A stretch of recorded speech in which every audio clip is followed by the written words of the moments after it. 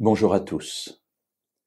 J'aime beaucoup avoir des discussions avec les gens qui se prétendent ne pas avoir de foi. Des gens rationnels, des gens qui parfois se moquent de ceux qui sont croyants, qui croient en un Dieu invisible qui intervient dans leur vie. Et qui, quelques instants après, se précipitent pour lire les horoscopes, qui ne passent pas sous une échelle, qui ont des superstitions, des gestes répétitifs dans leur vie, parce que ça les rassure, ça les apaise, qui croient en beaucoup de choses qui pour moi me semblent complètement loufoques, de théories plus ou moins sombres et plus ou moins cachées. Alors, dans la Bible, à cette époque, il y avait déjà ce type de problématique.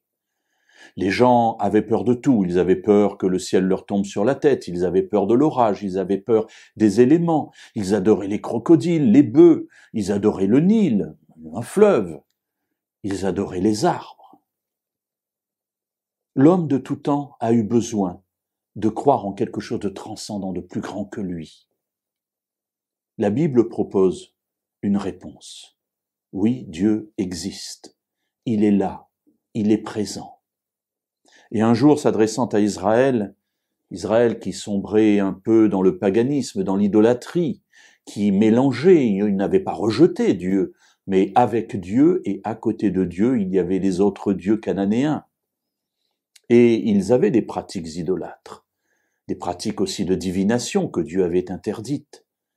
Et un jour, par Ésaïe, Dieu dit ceci à son peuple, dans le chapitre 47 et au verset 13.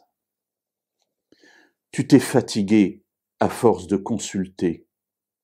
Qu'il se lève donc et qu'il te sauve ceux qui quadrillent le ciel, qui observent les astres, qui annoncent d'après les nouvelles lunes ce qui doit arriver. Tu t'es fatigué.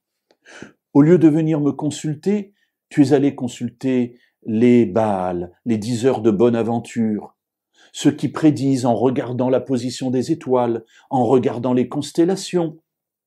Mes amis, nous trouvons exactement la même chose à notre époque.